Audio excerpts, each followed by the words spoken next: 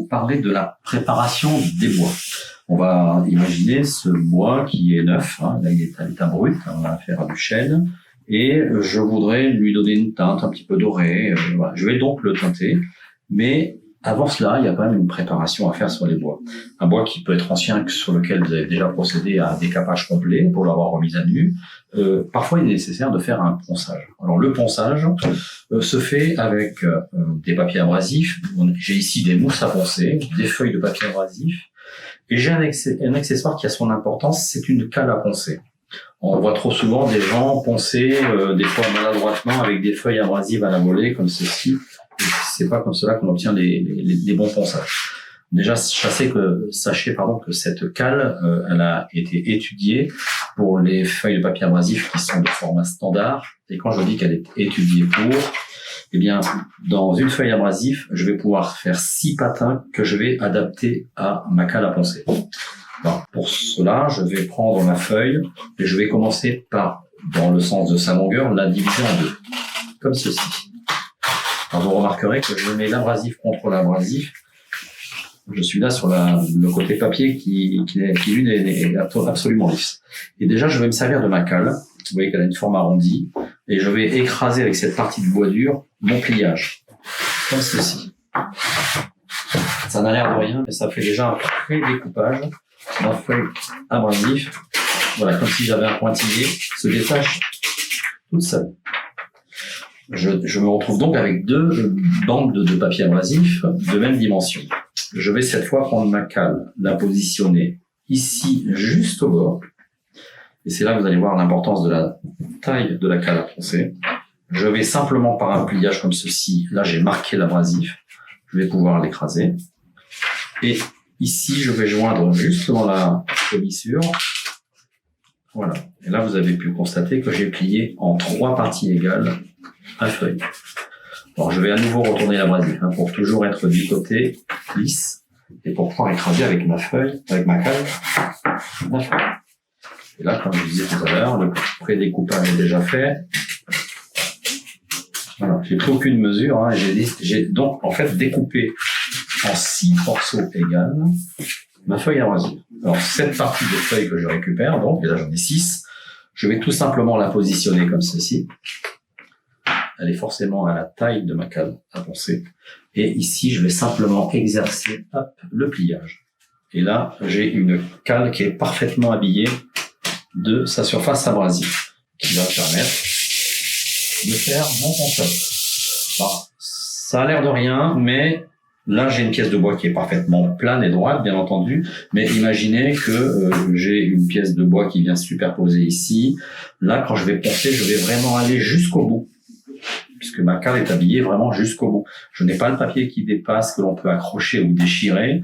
On est vraiment bien calibré. Ça me permet même de poncer lorsque on peut supposer 2 pièces de bois en angle comme ça. Et là, je vais travailler et le champ et la face. Donc, je vais avoir un ponçage dans l'angle parfait, puisque ma cale, évidemment, possède un angle parfait.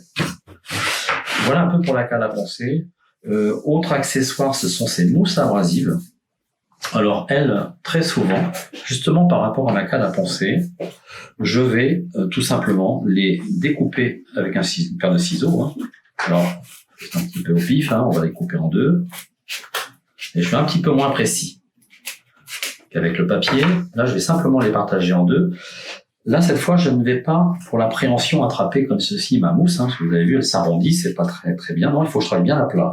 Donc là, je vais poser la mousse sur le support, poser ma cale par-dessus. Et sachez que là, on a en fait 2 antidérapants. Parce que la cale, ici, je sais pas si vous l'aviez constaté, il y a du bois dur, mais en dessous, il y a du liège. Le liège qui est un antidérapant. Et comme nous avons affaire ici à une mousse, quand 2 antidérapants se rencontrent, ça ne glisse plus. Donc, ici, je vais pouvoir appuyer tout doucement. Le papier reste en contact, enfin, la mousse à poncer reste en contact avec ma cale. Je peux appuyer très très fort. Elle est toujours en contact. Donc, j'ai pas besoin d'une préhension, j'ai pas besoin de la tenir. Voilà. Donc, tout simplement, ça permettra de faire un ponçage vraiment bien à plat. Petite astuce également. Lorsqu'on travaille en particulier sur un bois neuf, vous avez souvent, lorsqu'on applique un produit qui a un pouvoir mouillant, comme les teintes à bois, vous avez la fibre du bois qui a tendance à se relever.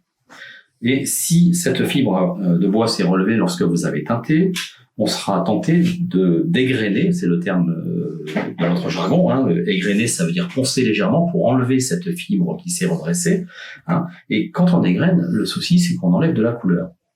Alors, si on ne veut pas avoir ce phénomène-là, si on ne veut pas avoir à poncer pour enlever cette fibre relevée qui, elle, souci, c'est qu'on enlève la couleur, eh bien, ce que l'on va faire, c'est qu'on va provoquer la relevée des fibres avant de teinter. Comment on fait?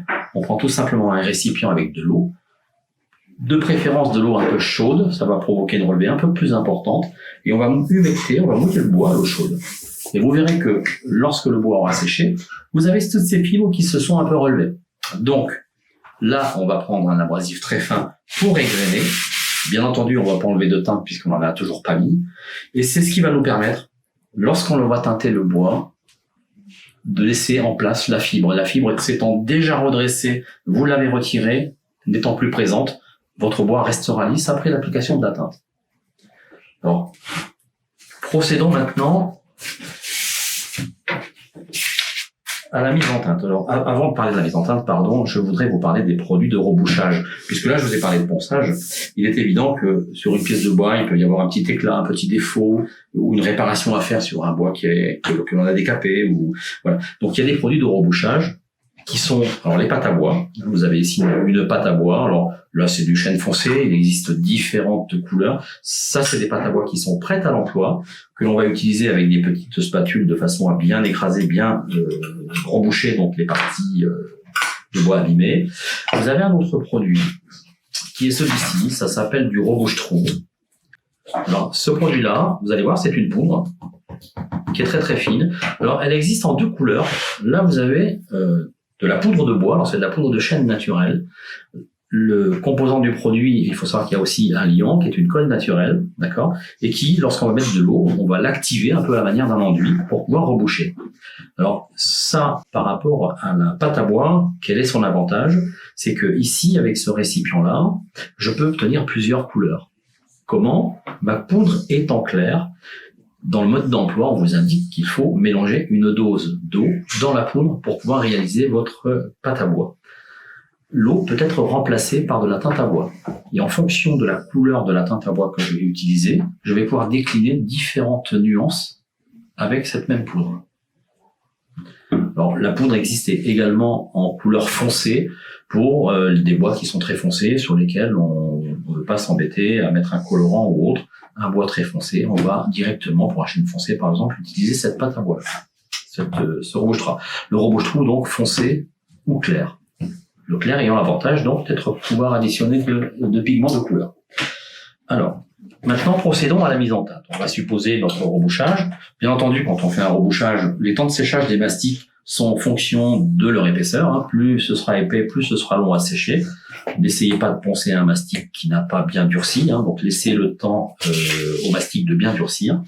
Faites votre ponçage pour mettre tout à niveau, et ensuite on va pouvoir teinter. Alors, teinter un bois, on va prendre un récipient, on va préalablement avoir sélectionné des couleurs. Aujourd'hui, on veut faire une teinte couleur un petit peu merisier, on cherche une teinte un petit peu dorée, peut-être un petit peu chaude. Alors, on va procéder toujours à des essais, hein, puisque les teintes à bois, qui sont miscibles entre elles, d'ailleurs on fera peut-être un petit mélange, les teintes à bois qui sont miscibles peuvent être également diluées avec de l'eau pour être éclaircies si on trouve qu'on a un résultat qui est un peu trop foncé.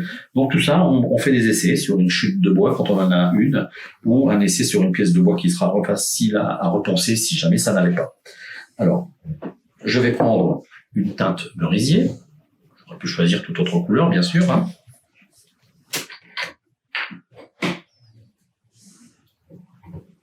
Alors, je vais vous montrer dans un petit coin, on va considérer qu'on fait des petits essais, ce que va donner la teinte merisier. Alors, attention, très important, c'est pendant l'application, tant que le bois n'est pas sec, tant qu'il est humide de teinte, que l'on visualise la couleur. En séchant, cette teinte on a l'impression qu'elle s'éteint. Mais rappelez-vous qu'ensuite, on va faire une finition. La teinte ne se suffit pas elle-même. On va mettre un isolant qu'on appelle un fondure. Et puis ensuite, soit un vernis, soit une patine, hein, traditionnelle. Donc attention, la finition sera réchauffée ensuite avec pardon, la finition va réchauffer ensuite cette couleur. Hein. Donc là, j'applique un petit peu de teinte et je vois ce que ça donne. Et je me dis peut-être que je suis un peu trop doré. Si je veux apporter une note un petit peu plus marron, je vais rajouter, par exemple, un petit peu de gros de noix. Si j'avais voulu quelque chose d'un tout petit peu plus chaud, j'aurais pu mettre une petite pointe d'acajou. Voilà, tout ça est possible. Les teintes sont miscibles entre elles. Alors, on continue le petit mélange, on refait un essai. On s'apercevra qu'on est peut-être un petit peu plus brun, c'est pas mal. Ça n'a pas changé beaucoup, donc on peut recharger un petit peu en brou.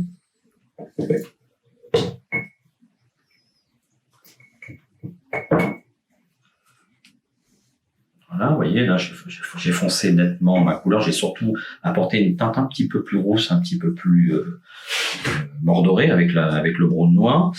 Mais ma couleur me plaît bien, mais je la trouve un peu trop foncée. Je vais pouvoir, simplement avec de l'eau, éclaircir ma couleur. Donc on peut ajouter de l'eau.